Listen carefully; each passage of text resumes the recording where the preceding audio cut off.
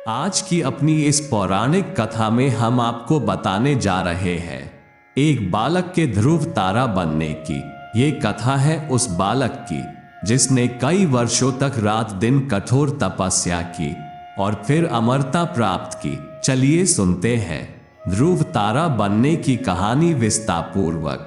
पौराणिक कथाओं के अनुसार मनु और शत्रुपा संसार के प्रथम स्त्री और पुरुष थे जिनकी उत्पत्ति ब्रह्मा जी से हुई थी। मनु को स्वयंभू मनु के नाम से भी जाना जाता है और ब्रह्मा जी के पुत्र के तौर पर भी जाना जाता है। मनु और शत्रुपा के विवाह से दोनों को दो पुत्रों की प्राप्ति हुई जिनका नाम प्रियव्रत और उत्तानपाद था। उन दोनों के बड़े होने पर प्रियव्रत का विवाह विश्वकर्मा की पुत्री बहिर्शमती के साथ हुआ था और वही दूसरी ओर उत्तानपाद का विवाह सुनीति और सुरुचि से हुआ था। मनु और शत्रुपा के पुत्र प्रियव्रत को बहिर्शमती से 10 पुत्रों की प्राप्ति हुई थी और वही दूसरी ओर उत्तानपाद को सुनीति से ध्रुव और सुरुचि से उत्तम नामक पुत्रों की प्राप्ति हुई थी। राजा उत्तानपाद अपनी प्रथम रानी सुनीति से बहुत प्रेम करते थे, लेकिन कई वर्षों तक दोनों के कोई संतान नहीं हुई। इसलिए राजा ने अपनी प्रथम रानी सुनीति के समझाने पर सुरुचि नामक कन्या से दूसरा विवाह कर लिया। जब राजा की दूसरी पत्नी सुरुचि को महल में आकर उनकी प्रथम रानी के बारे में पता चला, तब उन्होंने राजा से पहली पत्नी को महल से निकाल देने के लिए कहा, जिसका राजा ने विरोध किया। पर यह सुनकर उनकी पहले रानी सुनीति ने खुद ही राजमहल त्याग कर वन में रहने चली गई। कुछ समय पश्चात राजा उत्तानपाद जब शिकार के लिए वन में जाते हैं और वहां गंभीर रूप से घायल और अचेत हो जाते हैं। जब ये बात रानी सुनीति को पता चली तो वो जंगल से जाकर राजा उत्तानपाद को अपनी कुटिया में ले आई और उनका उपचार करने लगी। घायल अवस्था के कारण राजा कई दिनों तक अपनी पहली पत्नी सुनीति के साथ ही रहे। उस दौरान उनकी रानी सुनीति गर्भवती हो जाती है और उन्हें पुत्र रत्न के रूप में बालक ध्रुव की प्राप्ति होती है। बालक ध्रुव के पैदा होने के बाद भी राजा उत्तानपाद की पहली पत्नी सुनीति ने उन्हें इस संबंध में बहुत समय तक कुछ नहीं बताया।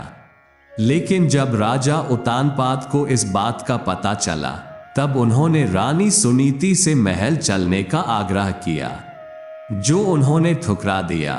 वो ध्रुव को कभी कभी महल भेज दिया करती थी, लेकिन रानी सुरुचि को ध्रुव से बहुत घृणा थी। एक दिन रानी सुनीति का पुत्र ध्रुव अपने पिता की गोद में बैठा खेल रहा था। तभी रानी सुरुचि वहां आ पहुंची और बालक ध्रुव को राजा उत्तानपाद की गोद में खेलते देख उसका मन ईर्ष्या से जल उठा और पारा 7वें आसमान पर जा पहुंचा। उसने फौरन झपटकर बालक ध्रुव को राजा उत्तानपाद की गोद से खींच लिया और अपने पुत्र उत्तम को उनकी गोद में बिठा दिया और बालक ध्रुव से कहा कि तू मेरी कोख से उत्पन्न नहीं हुआ है, इसलिए तुझे इनकी गोद में या राजसिंहासन पर बैठने का कोई अधिकार नहीं है। अपनी सौतेली मां के इस व्यवहार पर बेचारे मात्र 5 वर्ष के अबोध बालक ध्रुव को बहुत दुख हुआ और वो वहां से चले जाते हैं और महल से अपनी मां सुनीति के पास आ जाते हैं। महल में अपनी सौतेली मां रानी सुरुचि द्वारा किए गए इस दुर्व्यवहार से दुखी होकर बालक ध्रुव महल छोड़कर अपनी माता रानी सुनीति के पास आश्रम वापस आ जाते हैं और उन्हें अपने साथ हुई सारी घटनाक्रम की जानकारी देते हैं। इसके बाद उनकी माताजी उनको समझाती है कि अगर कोई आपको बुरा कहे तो उसके बदले में उसे बुरा मत कहो, नहीं तो ऐसा करने से तुम्हारी ही हानि होगी। उनकी माताजी ने ही उन्हें समझाया कि अगर वह अपने पिता की गोद में सम्मान से बैठना चाहते हो तो भगवान विष्णु की उपासना करे। वो जगत के पिता और पालनहार है, उनको अपना सहारा बनाओ। माँ की वो बातें बालक ध्रुव के मन को छू गई और वो सभी मोह त्याग कर भगवान की भक्ति के लिए निकाल पड़े। जब बालक ध्रुव अपनी माता द्वारा समझाने पर भगवान की तपस्या करने के लिए घर से निकले, तब वो यमुना तट पर स्नान के लिए रुकते हैं। तब वहां उनकी भेंट ऋषि नारद मुनि से होती है, जो उस बालक को बहुत समझाने की कोशिश करते हैं, पर आखिरकार एक बालक के संकल्प के आगे ऋषि नारद मुनि हार जाते हैं और उन्हें ऋषि नारद मुनि भगवान की भक्ति की विधि बताते हैं और ओम नमो भगवते वासुदेवाय मंत्र ध्रुव को दीक्षा के रूप में देते हैं। इसके बाद बालक ध्रुव भगवान विष्णु को प्रसन्न करने के लिए रात दिन कई महीनों तक कभी जल में तो कभी एक उंगली पर खड़े रहकर ऋषि नारद मुनि द्वारा दिए गए मंत्र का जाप करते हैं।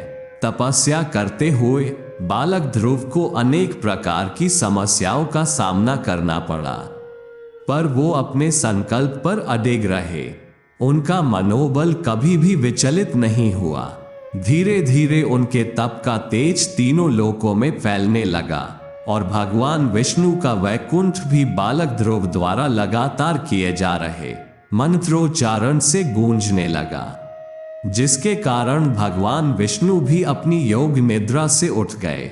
जब भगवान विष्णु ने अपनी योग निद्रा त्याग कर बालक ध्रुव को इस अवस्था में तप करते देखा, तो वो उस बालक की तपस्या से नारायण अत्यंत प्रसन्न हुए और उस अबोध बालक को दर्शन देते हुए बोले कि हे राजकुमार, तुम्हारी समस्त इच्छाएं पूर्ण होंगी। तुम्हारी भक्ति से प्रसन्न होकर मैं तुम्हें वह लोक प्रदान कर रहा हूं जिसके चारों ओर ज्योतिष चक्र घूमता है। इस लोक का नाम तुम्हारे नाम पर ही होगा, अर्थात ध्रुव लोक के नाम से जाना जाएगा। तुम इस लोक में 36 सहस्त्र वर्ष तक शासन करोगे और तुम ऐसे ऐश्वर्य का भोग करके अंत में मेरे लोक को प्राप्त होंगे। और भगवान के इस वरदान के पश्चात ध्रुव एक तारे में परिवर्तित हो गए।